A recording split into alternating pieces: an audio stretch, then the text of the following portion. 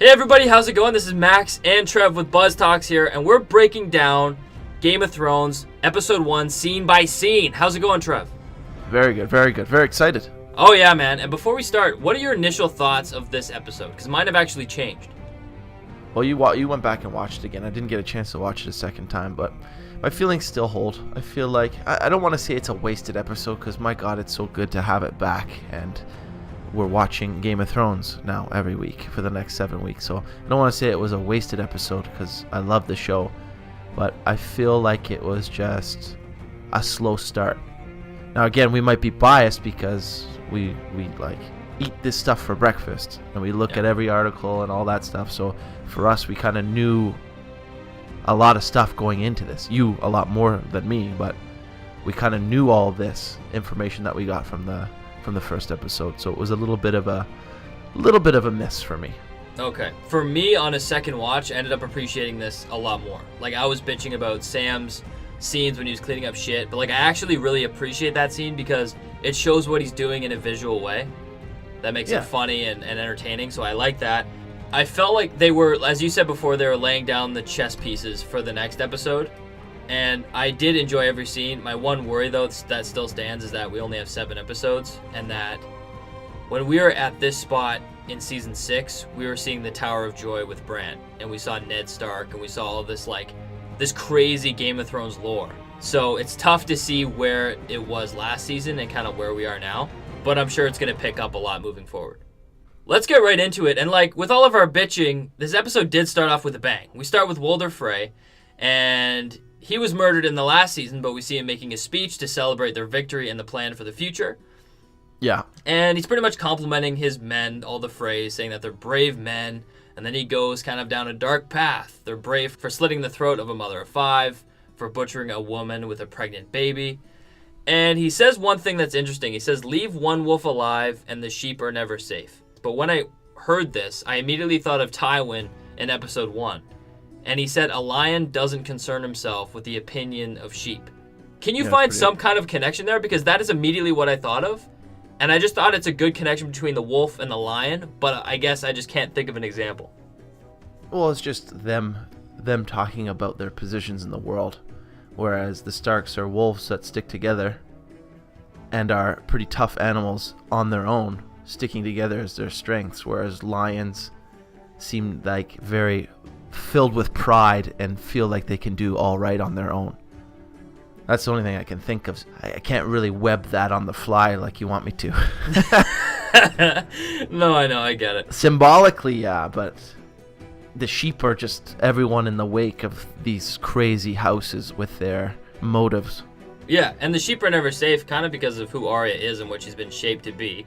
So she ends up revealing herself, and after all these Freys end up choking on their wine and end up dying, she tells the small girl, Walder Frey's wife, that she must tell them that the North remembers and that winter came for House Frey. And I think what's crazy about this scene is that it just shows how strong and dangerous Arya is as a character. Oh yeah, big time. Like, she puts on his face, she stayed in character the entire time, and she's not always been able to do that. Like in last season, she saved Lady Crane. But she's been able to completely stay in character, and her voice changes as well. So I don't know if that's a magic or something that she learned with the Faceless Man, but it's something that's not addressed. So that's my one gripe about it. Yeah, like it just seemed it seemed like a big moment that they didn't touch on enough for your average watcher of just the show. You'd be like, what the hell? She has the ability to parrot people's voices. So it's interesting. So if it is a magic aspect, that's pretty cool, but I feel like they haven't really touched on it. And maybe they have in little subtle moments, but not as big of a scene as this was. Yeah, so like seeing but her... like part of me, when I first saw it, I felt like, so I got to your house a little bit later and I was kind of just like coming back and sitting down rushing. So when he started talking, and then he started obviously highlighting the cowardness in like a sarcastic tone of how they killed like pregnant ladies, I was like, yo, is this like Jack and Nagar like coming to help? And that's what I thought. Like it was like he just like came in and started helping, but then it ended up being Arya. Yeah. And that's why, because the whole voice thing threw me off. Yeah. Because it was like Oh yeah, obviously Arya has something to do with this, but it was over my head that she was able to do the voice is what I meant. That's what I was like, is Jake and Nagar coming back for this? Yeah, her skill has jumped like crazy. Like, she ended up just leaving the Faceless Men. But now all of a sudden, she's this crazy skilled assassin. And then we find out later that her motive is actually to keep killing people, and she wants to go to King's Landing to kill Cersei. Arya ends up coming across all of these Lannister men, and they end up offering her food. And this whole scene, I think, pretty much wants to establish that not all Lannisters are bad. And I think it was a moving scene for Arya, because she has such a negative influence on the Lannisters, and she hates the Lannisters so much. But I guess she got to see a good side of them, which is, I guess, good for her character. Well, this can go sort of hand in hand and with your observation about the sheep comment. These are the sheep. Doesn't matter what side they're on. They're just regular people. We think that they're the enemy because they're flying Lannister banners, but really they're just everyday folk from the wrong side of the battle line. Yeah. And they're just trying to live their lives, and everyone has a normal life outside these families. Yeah, and that question you're thinking about the whole time. Like, the wolf is alive and the sheep are never safe. In this scene, you're constantly wondering if these Lannister soldiers are actually safe. So I was waiting for her to ninja strike all of them. Yeah, so they keep pushing their innocence. One of them is going to have a kid, and he wants it to be a girl. Because girls take care of their fathers. And then one wants to be on a ship with their dad. They end up mentioning that they wanted to see King's Landing. They want to see the Sept of Baelor, the Red Keep, and the Dragon Pit. And I found it interesting that they mentioned the Dragon Pit, because I think that's kind of a hint, an introduction to what could be upcoming in the season. Oh, big time. The reason why I say that is because even in Season 6, Tyrion told Daenerys that the Mad King stored dragonfire everywhere, and he mentioned the Sept of Baelor, and that was obviously foreshadowing the season finale that came after. And the crater that exists there now. Yeah, exactly. This whole scene now was tense because I thought she was going to kill everyone. She ended up telling them that she was going to kill the queen, and everyone ends up laughing. And I feel like Arya almost said that because it's like she wants them to attack. She wants them to give her a reason to kill them. You know what I mean? I feel like she was just being honest because they were being honest. And it came off as a joke, and that was her way of laughing it off. But she was ready and able to probably kill all those dudes. And that's why it was a show of power. She got off her horse because she knew she could take all these guys with the skills that she has now.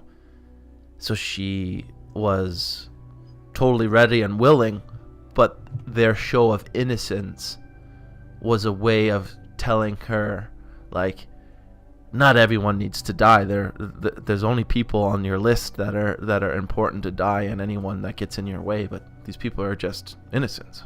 Yeah, and even if they're flying a different flag. And she's proven that too in Season 6 with Lady Crane. And I feel like she got off her horse initially to kill them all, but they kind of changed her tune based on who they were. Yeah, she's learning about the price of war. Yeah. Because if she is going to kill the Lannisters, people like this are going to die. Yeah. But the main thing that I learned about this is that she actually wants to finish off her list, and she's not interested in going to Winterfell. So what do you think is next for her? Since obviously at face value she's going to King's Landing. I said it kind of in the reaction, but I really think that she might not have all the information on where her brothers and sisters are. Like, she knows obviously Rob's dead, but I don't think she knows about Jon's situation yet. And she probably doesn't know where Sansa is at this point. So she's under the impression that Sansa's in King's Landing. Or I guess because she's got the play, right? She knows that Sansa's on the lam, but she doesn't know where she is. So that would be the only motivation she has is revenge right now.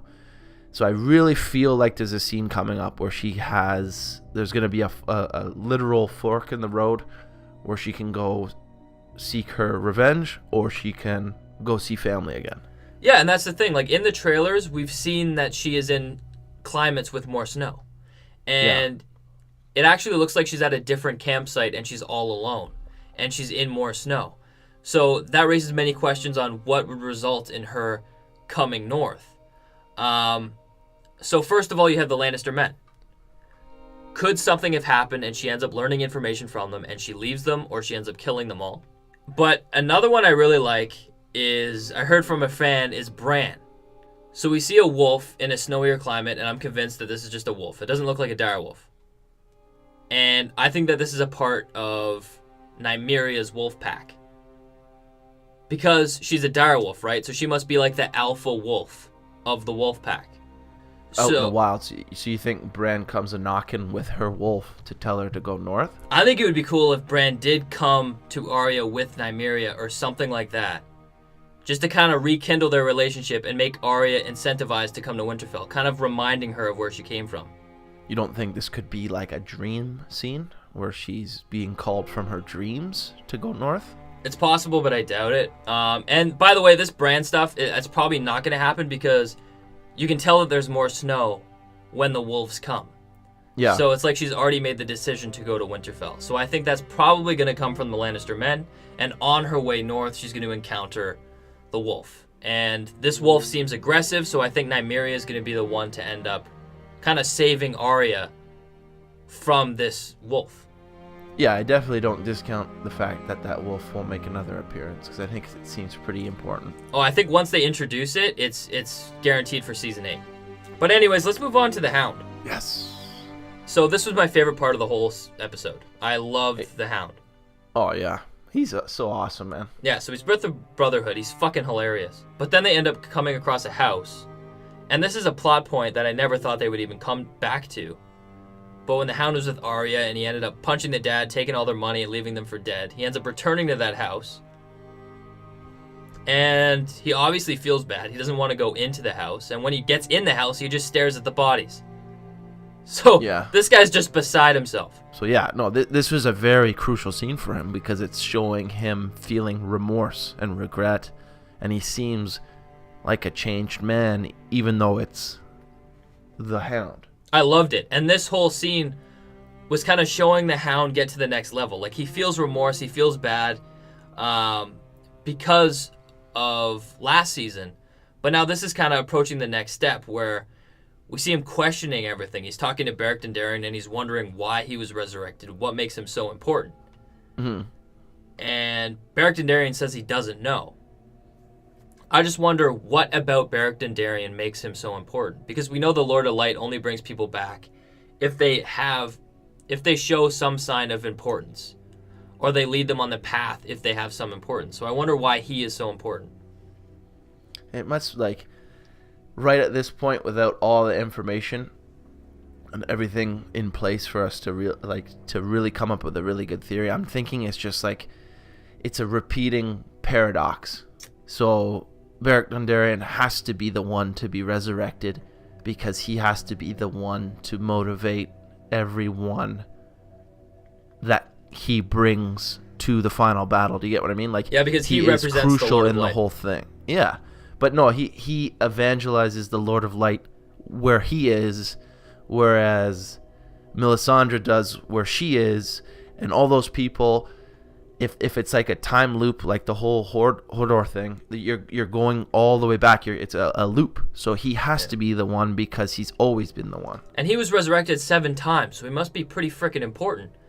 But this is like tinfoil. What if he was given his life only to give it away to someone else? In Game of Thrones, Beric Dondarrion in the books gave the kiss of life to Catelyn Stark, which turned her into Lady Stoneheart. So what if they use that plot point and recycle it and have Beric Dondarrion give his life to another character? Well, I think theory, he's giving his life no matter what this season. It seems pretty obvious from the trailers. Right. I really don't think he's making it out of this. And the first one who probably dies is Thoros Emir, so nobody else can be resurrected. By him. Yeah. Like, who knows who comes out of the woodwork with this power now? Because we've seen 2 do it. Yeah. And we don't know who specifically did Benjen. So if there's people, children I should say, of the Force that have this ability too, with their skills, maybe it's a little bit different than bringing them back the same way. Yeah. But I feel like there'll be other people that have this ability, whether it's the same consistency throughout. Like Jon came back, seemed pretty mint coming back. Yeah. But again, it's only his first time coming back. Right. Whereas Beric, you can see it's taking a toll, and Benjen is like pretty much a half zombie. It seems like, and he has magic, like an allergy to magic or something. There's some sort of weird side effect there. That's because he's considered dead. Yeah, but what about Jon? Would he be considered dead? That's interesting because there's so many different forms of resurrection. So I don't know. That's gonna have to be answered later in the season. That's what I mean. It depends on the wizard, witch, or person who's bringing them back, and their particular magical traits. Because we know the Night's King can do it, and he can do it on such a mass scale. But obviously, it's totally different. Yeah, exactly. It's almost like resurrection and complete submission of their will. It's like Greensight. Yeah, it's almost like he wargs into dead bodies and resurrects them, and then has full control over them. Yeah. But then moving on, Thoros calls the Hound over to look into the flames, to almost prove that the Red God is real. Yeah. Thought it was pretty funny that the Hound said that it's his fucking luck that he ended up with a band of fire worshippers. Yeah. And we see that he's coming around, you know, like Beric Dondarrion said that it's a divine justice. It could possibly be divine justice. But the Hound shuts him down, saying that there is no divine justice, because if there was, Beric Dondarrion would be dead and the girl would be alive. Yeah. But the interesting part, the Hound looks into the fire and he actually sees something. Yeah, I thought at first he was gonna fucking fuck with them and say he couldn't see shit. But you can see, I guess they only have 7 episodes. Yeah. He was legitimately terrified. He saw eyes, he saw a wall of ice, and it was the actual wall. He saw where the wall meets the sea, and he said that there's a castle there. He also said that he sees a mountain that looks like an arrowhead. And he sees that the dead are marching past. And there's thousands of them. And he looks genuinely terrified. So first of all, it's interesting to me that the Hound was granted the ability to see into this flame. Yes. Because not many people have. Melisandre does, and for some reason Stannis had the ability to. So why the Hound? It's like... Did Buddy make a blood sacrifice into the fire that we didn't see? Or that I didn't catch? No. Because it seems like when they do that, it's almost like it could be broadcast to anyone. Because you got to think back to, you have Varys, when he talks about being castrated. He's not known as a magical user. Yeah. And when he said that he threw his parts into the flames, that he could hear voices. Yeah. So it seems like if you're in the zone of that radio frequency that they're tapping into with whatever magic they're using to hone in on this fire, that anyone with any ability can see it if they're around to see it. Yeah, and you could argue that all these people who see into the flames or have experienced something with the flames like Varys, they do have a part to play in the long night. That's what I mean. And I feel like it is a part of the paradox. Like, they have to be there because they're integral in the whole destiny of the whole situation. And it's just a loop battle that is always waged. Right. And then there's the details that the Hound sees, which almost hints at their mission going forward in this season. So a wall of ice where the wall meets the sea. That's Eastwatch by the Sea. That's the castle on the most eastern side of the wall. But what's really interesting about Eastwatch by the Sea, I don't know if you caught this, Jon actually sent Tormund and the wildlings there to defend it against the Night King. Yes. Because Jon believes that since they attacked Hardhome, that's the closest place to Eastwatch. So Jon believes that they'll attack there first. And if there's thousands of them emerging, and the Brotherhood Without Banners are also going there, it seems like we're going to see an interaction between Tormund and the Brotherhood Without Banners. So I was thinking about this week, and I feel like the Night's King is coming through Castle Black, the gate at Castle Black. And I feel like he sent a flank around the wall. Well, he has the army. That's what I mean. Like, I feel like he's making moves now. He doesn't know, maybe he can cross it yet, or maybe we haven't seen this scene yet, but he's setting up his flank. So whatever he figures out how to get through, that army will be there to come up from behind them when he puts the pincher on Castle Black. I think the Night's Watch at Castle Black are fucked this season. But that being said, since the Hound sees Eastwatch by the Sea, it must have huge significance. I think there's a huge army going there too. I'm saying that's he's doing a power move here. Mm-hmm. He sent a contingent to that side to see what happens, and once they break through, he'll have them as a flank on Castle Black when he attacks from behind. But we also get one of the biggest hints, and I'll be interested to hear what you think on this. He sees a mountain that looks like an arrowhead. Yeah. Does that resonate with you at all? Or is that just teasing at what we're going to possibly see later in the season? Is there a lone mountain in that area? This goes a lot deeper, but my initial thought is that in the trailer we see Jon on top of a rock as whites are approaching. That could be a rock-like surface that's like an arrowhead surrounded by a mountain. Or it's at the foot of this lone mountain. Yeah. Yeah. But there's a lot more possibilities. Well, we've seen the Land of Always Winter in Season 4, where the White Walkers presumably live, or where they convert Craster's babies into White Walkers. Which they've been doing on a mass scale lately, since we've seen more walkers. In that scene, there's no sign of an arrowhead, but there are mountains. It could represent their home. But the most important thing is that I think an arrowhead represents their culture, which kind of blew my mind when you think about it. The Night King was created by dragonglass. If you look at it, they're kind of carved and sharpened to look like arrowheads. Yeah. But the most important thing is that all of the White Walkers, including the Night King, wear this emblem on their chest, and it's in the shape of an arrowhead. And the Night King's is more prominent than the other White Walkers, signifying that he's the leader. Or that's maybe like his heraldry, like house. But it's the sign of the arrowhead that blows my mind, because it signifies their culture and also their home. But the Hound is seeing that as a mountain and an arrowhead, so that definitely means White Walkers. But it means more than just a location. It also means the Night King and his whole White Walker culture and society. Yeah, he was the only one that we know of that was created by this arrowhead, right? The rest we've only ever seen created by his, basically his nail, or whatever he does to the baby, right? Yeah. So he might be just showing his pride and his pureness of being created, right? Whereas everyone else has been sort of brought on. Yeah, but it could honestly mean anything. It could even mean Dragonstone.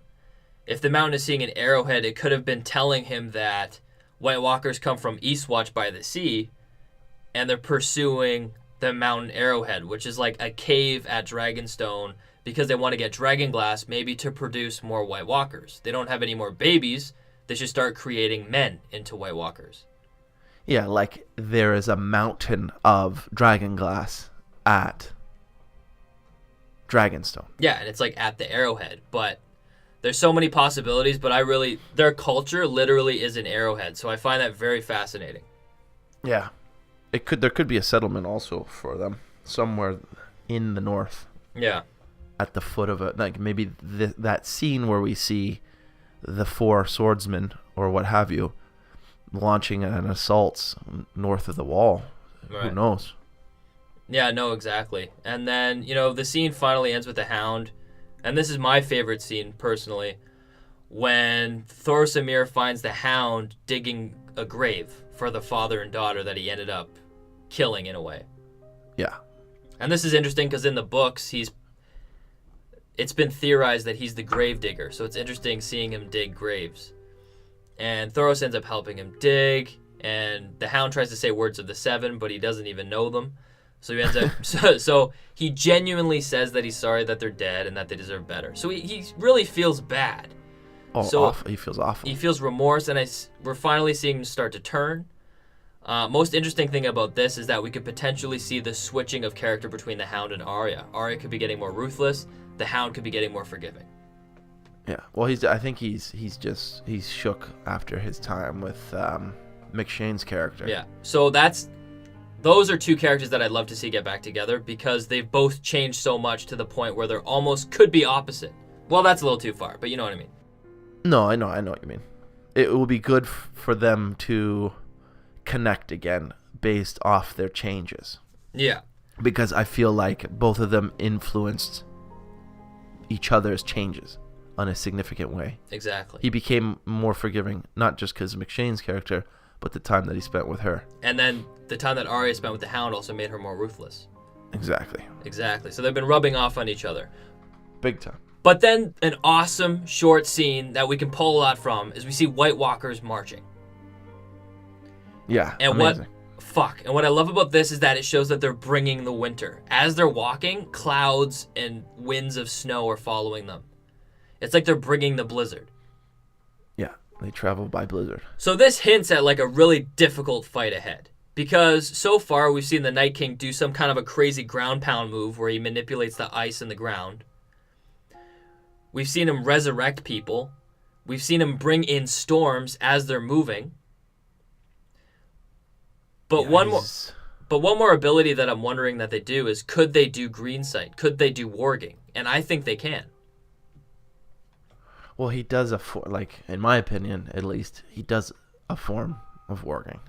I think the reason why when he resurrects the dead they have big blue eyes is because the Night King is actually warging in them. Yeah, he has full dominance over them. Yeah, it's a different kind of magic. The Night King can completely manipulate the dead. Just like Bran can manipulate the living. I don't know who it was that was watching it with us, but someone said, was that Hodor? That was me. Yeah, but that is totally possible, man. He could be a part of the dead army. 100%. Anyone can be a part of the dead army, and I would love to see that as a dramatic factor. But the one interesting thing about the Night King, if he's able to warg, then that means if you kill the Night King, that means his whole army would drop dead. Except for the actual Except for the White Walker. So I think that's an interesting way that they could end it if they don't want to end it in kind of a civil place. Yeah. So I think that would be awesome. But what we see when they're walking is we see 5 White Walkers. What's interesting about that is that they usually travel in 4s whenever they're doing an attack. But then we also see them travel without armor when they're collecting Craster's babies. And there's arrows on their armor. So all this suggests a really strong culture and that they're more than just a weapon of mass destruction. Oh, big time. They choose to attack in 4s. They choose to send White Walkers out without armor to collect babies. Like, they have a whole society, and it's almost like they're designating different people or different White Walkers to different societal roles. Yeah, it seems like he's got his own council. And he is able to make these things, unless there's a lot more of them that we're not seeing, and they're coming from from all over in support of his war to the south, or he's creating these things on the fly. But it seems like he created a baby. Did those things grow up immediately into those old ass men looking White Walkers, or is there a whole society that we haven't yet seen? Yeah. And I think we're going to see a lot more of that. Like, the big reveal of this scene is that there's actually white giants. Yeah. And we see 3 of them. So there probably is more. And first of all, I was thinking that the wall is screwed. Because in season 4, with the fight for the wall, 2 giants managed to get into the gate and into the tunnel to Castle Black. Yes. So 3 whites, and there's possibly more, is huge. Another thing is that this shows the audience that humans are not the only ones that can be resurrected by whites. By White Walkers. Or by the Night King. Yeah. So I think as the season goes on, we're going to see more and more resurrected things. Whether they're giants, whether it's wolves, whether it's spiders, polar bears, dragons. Yeah, I think anything goes with those guys, because I would say they've sort of shown this already. They've had dead horses, right?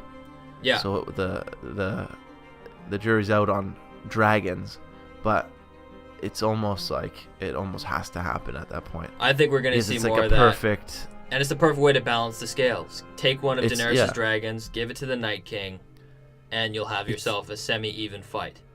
It's a perfect all hope is lost moment if they convert a dragon, right? And people don't like that. I think it's perfect. It sets up the rules perfectly. It's not cheesy. I think it's perfect. Yeah, because once they get... I don't know. It will be interesting to see what happens when they get Valyrian blades and dragon glass, and they're able to take these things down a lot quicker. What the battle's gonna look like. Yeah. Because my thing is about the dragons, or not the dragons, sorry, the giants having an impact on the wall. Is I feel like the magic security measures haven't been addressed yet, right? Yeah. Because it's like, has he not ever attacked the wall for two reasons? Because he's never been able to penetrate it, or because it's always been magically protected, or because it's never been winter and he's not able to move unless it's the winter. I think it's because the magical barrier, and Eastwatch by the Sea is interesting because the wall ends at the sea. So it would be kind of strange if the Night King went around the wall, but presumably that magical barrier might be there. But one thing that could affect this is we see Bran at the wall heading south. And they get greeted by Dolorous Edd, and he crosses the wall. But he's marked. The last time, when we first saw him get marked, it ruined the magical enchantment under the weirwood tree. So who's to say that would happen now when he crosses the wall? Seems like a bigger scale, though. Most definitely. But Bran crossing the wall could, in fact, take down the magical barrier, which would allow the Night King and his army to go south.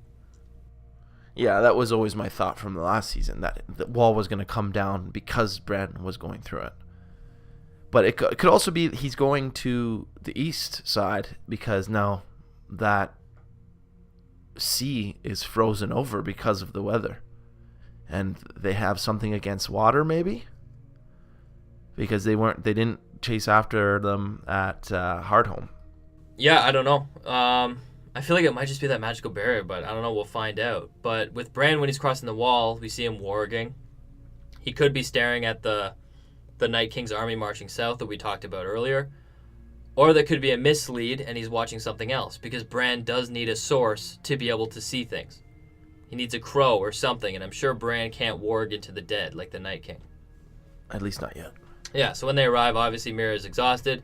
Bran proves that it's them by saying that Dolorous Edd was at Hardhome in the Fist of the First Men, so they end up letting him in. And I'm sure that he's going to be heading to Winterfell soon. I just hope we see him next episode with the scene with Dolorous Edd kind of talking about what to do next, what he should do with the wall, at the wall, that kind of stuff. Yeah. But then we go to Winterfell and we see Jon, Sansa, Davos, Brienne, Tormund, and other members of the council kind of having a conference in the Great Hall. And Jon wants Maesters looking for Dragonglass, any information on Dragonglass.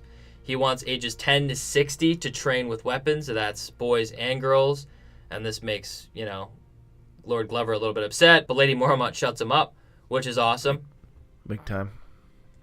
And Jon wants to properly man the wall, so he states that he's not a king of the free folk. So he tells Tormund that he wants to send him and all of his wildlings to Eastwatch by the Sea because he thinks that the Night King will attack there. So I don't know how you feel about this, but I thought Tormund would retaliate more. He made it pretty clear that he's not there to take orders. He's there to help when the fight starts, when the Great War starts. But maybe he took these orders so quickly because it's to prevent against the White Walkers. So do you think it's justified for him to just agree and say that it looks like we're the Night's Watch now? Or do you think he should have put up more of a fight?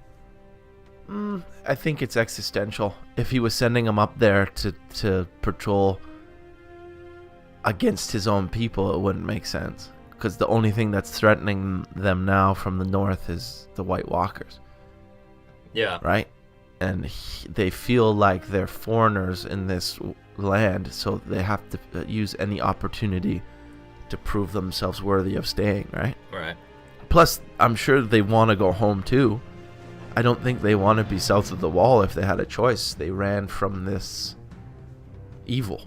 So anything they can do to help, I'm sure they're willing to do. Exactly. Not because he's taking orders, but because he feels it necessary. Right. But then we see kind of a debate that I didn't really expect to happen, in the sense that they're bringing up who should hold Carhold in the Last Hearth, because Jon believes that the Night King will attack there first.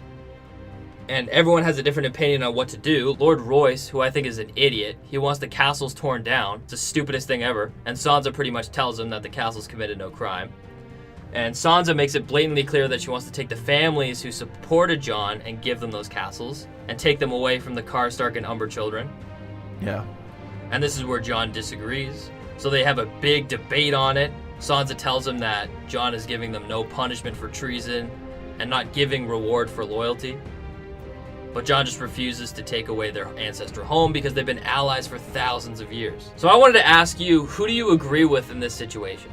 Well, I think they're both kind of right. I was thinking about this scene all week. And it's like Sansa has been like hobnobbing, if you will, with... Yeah, she's been with all the backstabbers. Yeah. Right? She's seen it in action. She's sort of participated in it with that Lysa scene. Mm-hmm. So she's all about seeing how the backstabbers work, whereas Jon is the victim of backstabbing. So he doesn't want people stabbing him in the back, rightfully so. Whereas Sansa is trying to prevent backstabbing in her own way. So Jon is saying like these are their castles. Why would we change that? We don't want animosity. Yeah. We want alliance. Where she's like, no, giving them back will create animosity and betrayal. Yeah, here so it's a philosophy thing, right? Yeah. No, here I was really kind of 50-50, but now I thought about it and like I get Sansa's point of view about rewarding the people who followed you and discouraging people who don't. But that being said, they're just kids. Jon made a great point saying that the people who betrayed already served their punishment, and that's death. Yeah. You can't punish the children for what their fathers did. And I think Jon did the right move because he played the long term. These kids are going to be so loyal to Jon because of that one time where he gave them back their homes because of their treasonous acts. That's what I was trying to articulate, is saying like he's setting up the long shot because he wants honor and doesn't want to be backstabbed. He wants these people participating in the fight. He doesn't want to have to put out these little fires in the north when the real trouble is coming. Yeah, so it's like I get Sansa's perspective and I get why she feels that way, but I feel like in this situation, Jon made the right move. Yeah. Well, she's never seen the White Walkers. Yeah, and then, because she's questioning Jon so much, we see him kind of defend himself, and he tells the people that when he was at the Night's Watch, he had to execute people who betrayed him, who didn't follow orders, and he keeps telling them that he lives by his father's words, and those are, a man who passes the sentence must swing the sword. And I think, like, he's pretty much just saying this to prove that he's not a bitch. Yeah. He has to. He has to flex some muscle here. Yeah, because he's getting nervous because Sansa's questioning his every move, and he's trying to say, "Hey, look, like I've executed people. I'm a man. I can do my part as a king." And I think it's a real like struggle for him because she's contesting his every move. Yeah, he's verbally whipping it out at this point. Yeah, so he ends up having Lady Karstark and Lord Umber swear allegiance to him. And then in private, he ends up telling Sansa that he cannot be questioned in public, which I agree with. It does make him look a little bit weak, but that being said, Sansa might be a little bit bitter because she was the one who helped with Battle of the Bastards, bringing in the Vale. Yes, this is a loose string that Littlefinger will pull very hard on. Yeah. Like saying he's like not a legitimate Stark. Right? Yeah. That's going to wear heavy on because I don't think this is the last of their disagreements. Oh, 100%. I think we're going to see more next episode. But Sansa ends up telling Jon that he actually is a great ruler. She just doesn't want him to make the same mistakes as their father and Robb. Because Sansa's pretty much telling them that they never thought of political ramifications. And she's worried that this will happen to Jon. So, I don't know. It'll be interesting to see both of them rule. And, I wonder if Jon would ever make that mistake. Because he does put his integrity above everything. Even in Battle of the Bastards, he almost sacrificed his own life to save Rickon. Yeah, that's a very Stark thing to do, though. Yeah, so I wonder if him being king and him being the way he is will end up being the end of him. Well, that's what I mean. Like, if this were the situation 3 seasons ago, Sansa would have been right. Because the political stuff mattered, but the existential threat is what matters right now. Yeah. And they're in the vice. They have a unknowable army of evil things heading south for them. Exactly. And they have an undetermined political hurricane below them. And that's the debate when they get the letter from Cersei. She's summoning Jon to King's Landing to bend the knee. And this is another small debate that they have. Jon wants to focus on the Night King because he's seen him and he knows how dangerous he is. Whereas Sansa tells Jon not to ever discount Cersei. And she says that there's still a wall between them and the Night King, but not from them and Cersei. Yeah. And she tells him that she shouldn't underestimate her because she won't stop at anything until she destroys all of her enemies. And Jon's confident they'll never range that far north because they've never really done it before. Yeah. But then the scene ends really interestingly because Jon tells Sansa that he sounds like she admires her. And Sansa tells him that she did learn a lot from Cersei. Yeah, this is why I think they're both right. They're both going to get each other's point of views somewhere in this season. See, I don't know if I'm just a huge Jon fan, but I agree with him both ways. Like, why the hell is Cersei a concern? Because she's in King's Landing, she's so far south, she's surrounded by enemies. The last thing I expect her to do is to range all the way north and try and kill them. They may not have as big of an army as they used to because of Battle of the Bastards, but they have to trek through all that winter and the snows, and like it just seems so unrealistic, and I feel like they should be focusing north. I get it, but I think more it's she's saying don't discount Cersei because she's willing to do anything. Yeah. That's maybe send assassins, that's undermine his entire like kingship. Yeah. That's Littlefinger style tactics in order to discount him as a king or take away power, not necessarily marching on Winterfell. No, yeah, that's you're why right. she's saying don't discount Cersei because she will pull out all the stops to try and take you down. And yes, she may seem preoccupied with a lot of other stuff right now, but don't discount her. And Sansa has no clue what's coming. And to a point, Jon doesn't either. He knows there's this weird magic king in the north that both of them only know from old Nan tales. Like they really don't really understand what is coming for them. Jon's the only one who has gotten a taste of what is to come, but Bran is the one that's gonna fill in the blanks and say like, listen guys, this is apocalypse coming for us. None of this other bullshit matters because we're all dead if we don't band together. Yeah, but I think that this is the next debate for next episode. Who to support? Do they support Daenerys or do they support Cersei? And I feel like Jon is going to face a revolt, which is actually the synopsis of episode 2. Because I think they're going to get a letter from Daenerys asking Jon to bend the knee, and they just got the letter from Cersei asking Jon to bend the knee there too. And Sam just sent a letter to Jon telling him about Dragonglass at Dragonstone. So it's going to be the typical debate of Jon wants to go not bend the knee.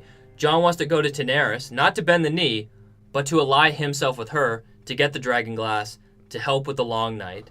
Whereas Lord Royce and many others, like in the teaser, say that a Targaryen cannot be trusted. They don't know Daenerys like we do. They think that she is mad, like her father, and she has 3 dragons, and she could potentially be... Exactly, and she's reckless. So that's going to be the debate on what to do next. And we see a bunch of Stark men leaving Winterfell in our teaser, and I think that that's Jon leaving for Dragonstone. And I think he's going to leave Winterfell and the whole North in a bad state because half of them are going to disagree with Jon, and then Sansa's finally going to take the mantle as Queen of the North, kind of a title. So we'll see how her leadership is different from Jon's. And she might be undermined or attempted to be undermined by Littlefinger. Exactly. And speaking of Littlefinger, Sansa is watching Brienne and Pod kind of fight it out. Tormund flirts with her a bit. It's freaking hilarious. And then we see Sansa approached by Littlefinger.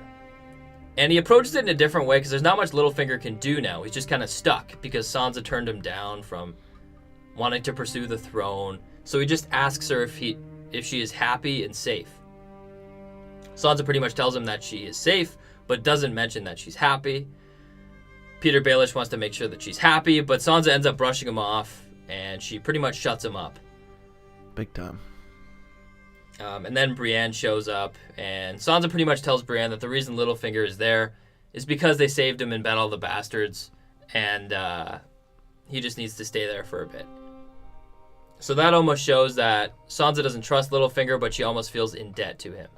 No, I agree. And I'm sure that she would support some of his tactics or what he would want to do. She might line up with his agenda because she did learn a lot from him.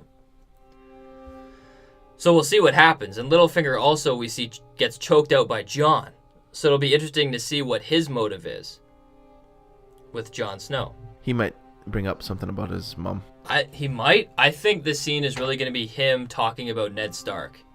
Maybe undermining Ned Stark and kind of hinting at Jon and Ned's similarities. But it'll be kind of like an Easter egg that Lyanna Stark's in the background, kind of hinting at it. But, you know, who knows? It could honestly be anything. And it wouldn't surprise me if Littlefinger put the pieces together and had a hunch that Lyanna Stark was Jon Snow's mom. Yeah, I feel like he's got to know something. He has an inkling there. Yeah. Him and Varys. Yeah, No. Exactly. But moving on, Jaime ends up walking in on Cersei at the Red Keep, and they pretty much just talk about where they're going to attack, where Daenerys will arrive. Jaime tells her it's Dragonstone, and Jaime tells her that they need food to fight in a war. And he pretty much reminds her that she has 3 kingdoms at her side at best, and they're not on the winning side of this war. Jaime tries to talk about Tommen, but she brushes it off. And it really surprises me how over Tommen and her kids she is. Like, she said that Tommen betrayed her. Oh, she's disjointed. Dislodged? What would you call her? She's totally out. Yeah, I don't know. So she's crazy. I think that scene shows that because of the way she feels about Tommen, like, she loved her kids so much. But imagine what she's like now. So she wants to establish... Unhinged is what I was trying to say. And she's gone 100% Mad King, literally. Yeah, so she wants to establish a dynasty for 1,000 years, but she knows that only her and Jaime are going to enjoy it because they're the last of the Lannisters. But Jaime continues to stress that they need allies, so Cersei ends up bringing in Euron Greyjoy. And she gets Euron there because she knows that he wants a queen. So long story short, Jaime's really pushing on Euron because... he wants to ensure that he's a good ally. He talks about the Lannister invasion. And Euron's an interesting one. He said Jaime was a glorious fighter and that he enjoyed watching him take down his own men. And he's happy things worked out the way they did, or else Euron would not be the king of the Iron Islands. Yeah. And she pretty much declines Euron's marriage proposal because he isn't trustworthy. So Euron tells her that he's going to go and get her a gift. So I pretty much have an idea what this gift is. What do you think that this gift is that Euron wants to give to Cersei? I feel like it's something tangibly physical that he will bring back. Like the head of an enemy, but signifying that he's burnt the fleet of what's left of his niece and nephew. Or has come back with someone of importance to win this entire war for him, or at least impress Cersei with his loyalty by doing what he's trying to do. Well, I think the greatest gift for Cersei is vengeance. She loves capturing people who have wronged her and torturing them to hell, like what she did with Septa and Nella. Yeah. And we've seen in the teaser that there seems to be a ship attack. Euron is there, Yara is there, and the Sand Snakes are there. And they're attacked by Euron Greyjoy. So I think the perfect gift would be for Euron to capture Ellaria Sand, because Ellaria Sand is responsible for murdering Cersei's daughter Marcella. Yeah. I was thinking that too, like he's not going to get a major because I think he's going to be thwarted for the most part, but he's going to come away with someone still of significance but not of major significance. Like he's not coming back with a Theon. Right. But what about Yara? It has nothing to do. I feel like that's his own thing. You know what I mean? Yara is not important enough to call a gift to Cersei. But Ellaria Sand is. Yeah. Or like Olenna, right? Something like that. Yeah. Like he might be going for Tyrion. I don't think he was going to get her. And then he'll bring back something else. Yeah, and the synopsis for episode 3 says that Cersei returns a gift. So there's a lot of these gifts. Euron's getting Cersei a gift, and Cersei's returning a gift. What I think is Euron is giving Arya Sand as a gift to Cersei. Cersei's gift that she returns is the Viper. There is a necklace that Arya Sand sent to Cersei with Marcella's necklace wrapped in a viper's mouth. Yeah. I think Cersei will return that viper with the necklace or garment or something of her daughter as kind of the worst form of torture. Yeah, it seems very Cersei-like. But moving on from Cersei, let's talk about Sam's shitty montage. So, I like it a lot more, as I said before. I think it really established visually why Sam is there, that he's not doing what he wants to do. He's not doing what he's capable of. He's stuck cleaning shit and feeding people. He's a year one apprentice. It's like every job ever. I know. And it is kind of like the reverse Harry Potter. Like, as he's cleaning shit and doing all that stuff, he's focused on these gates, and he wants to get behind these gates to read about and almost enter the restricted area to read about these books so we can learn about defeating the White Walkers. Yeah. So Sam ends up talking to an Archmaester who ends up not being named. And Slughorn. And it pretty much seems that the Archmaester's almost on Sam's side, because he says that about the White Walkers, there's a lot of similarities of research and history from multiple sources. And Sam's determination on the topic almost proves that the White Walkers are real. But he ends up dismissing it, saying that every winter that has ever passed, everyone has been okay. Every war that's ever been fought, we've been okay. He talks about Robert's Rebellion, Aegon's Conquest, and all these winters. People always end up surviving. And the point of Old Town, the point of the Citadel, is to be almost the books and the knowledge of the people. Yeah. So he ends up really pretty much dismissing Sam, so Sam has to go in and steal these books. So then we get a scene with Sam reading these books with Gilly and the baby. And Sam's reading up on White Walkers, and we see a picture of a blade. It's a Valyrian steel blade, and this blade is called Cat's Paw. Do you know anything about this blade? Nothing. You have to really be familiar on Season 1. Because this blade was used to try and assassinate Bran. Okay, the one that is supposedly Tyrion's, but wasn't? Yeah, Littlefinger said that he lost it to Tyrion in a tournament, which was complete bullshit.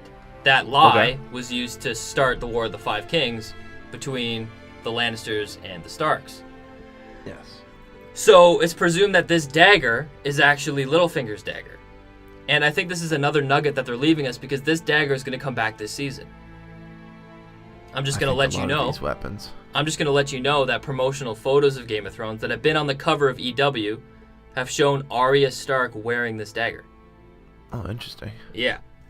So this is my prediction. I think that Bran's going to come back to Winterfell. He's going to know everything that Littlefinger has done. He's betrayed their family in multiple ways. And Bran is going to try and find an item or something to prove that Littlefinger is guilty. And he's going to use Arya Stark to try and find this dagger to prove that Littlefinger is guilty. Yeah. And they're going to use that to kind of prove of all the shit that he's done, prove that he still has the knife. And I think that's how they could inevitably take him down, because the next season isn't going to be political at all, so why have Littlefinger? Yeah, I don't think he's making it out of this season either. Yeah. But I can't picture who kills him. That's the thing. Yeah. So Sam realizes that dragonglass is in abundance on Dragonstone, so he ends up writing to Jon. And this is, I think, going to spark the huge debate in the north, whether to go to Daenerys and get the dragonglass or go to Cersei. No, I like that. I picture that being very spicy. In the north. Very spicy. And then after all this, Sam ends up walking the halls and comes across a guy with grayscale. And he asks if she has come yet. And by that, he means Daenerys Stormborn. Sam tells him that he doesn't know. And this is obviously Jorah. Yeah. So obviously, Jorah. We're going to see what happens. But it seems like Jorah might get cured of grayscale. We will see. Yeah, he's looking pretty rough, or at least his arm. I hope he doesn't, but I think he will. Only because if you look at the book that Sam's reading, it states that dragonglass has healing properties. And what's interesting about but what's so interesting about dragonglass having healing properties, if you ingest it specifically says ingest it. But think about it. Shireen had grayscale, and she lived on Dragonstone. Stannis did bring in all these maesters to try and cure her, but maybe it wasn't the maesters. Maybe it was her living on Dragonstone. Maybe she ingested it, or maybe just her being in proximity to Dragonstone resulted in her being cured. I like that theory. And that I was thinking along the same lines, because I was saying, like, we don't know exactly what cured Shireen.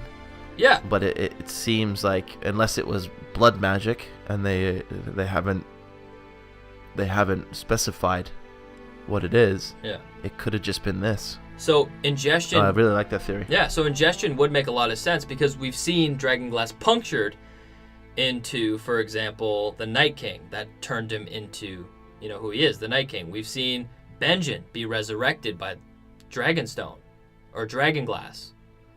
So he's pretty much walking dead. But now we could see it be ingested, and how that wouldn't just resurrect somebody, it would just cure them. It would cure them of impending death, maybe. Yeah, and there's a lot more to that too. So I think Sam is going to completely learn about the White Walkers and dragonglass, and that includes learning about the medical ways to use it, which would help Jorah, as well as how to make Valyrian steel, which would help Daenerys and Jon in the Long Night. Does Jorah have important blood? I don't know. He's an because Andal. Shireen... Yeah, that's true. Because Shireen had King's blood, right? We know that because of Stannis and the way that what happened when she was burned, right? Yeah. So it could be a combination of those two things. Yeah. But the interesting thing about dragonglass is that if Sam does learn how to make Valyrian steel, you're going to need somebody to be able to forge it. So that's where I think there could be a comeback of Gendry. Yeah. Gendry's known to be able to forge steel, and I think Sam could learn the formula of how to produce it, and that could be given to Gendry, and he could start making it. Dude, another person with important blood. Exactly. A Baratheon. And I think he would be perfect to come into play because Storm's End is pretty much vacant. Maybe the King's blood has a lot more to do with it, because you think of like Valyrian steel.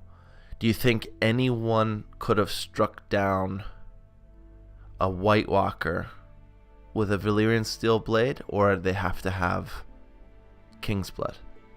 But I don't think King's blood could change how a sword works. I don't think that makes any sense to me. But if it's in being held by the people that they're designated to by the Lord of the Light. I wouldn't buy into that. There's a lot of weird shit, man. Like, what's up with Dondarrion's flaming sword, right? That's a good one. I have no idea. It's there's something to it. I don't want to totally put that in the back seat. Yeah. No, good point. We'll see what happens. Because Sam's the only other person that's killed a White, right? Yes. Walker, but he used straight up dragonglass. Yeah. Yeah, I don't know. Interesting. We will see. But then we get to the last scene. Daenerys arrives on Dragonstone. No communication at all. Not much to say other than Dragonstone looks badass.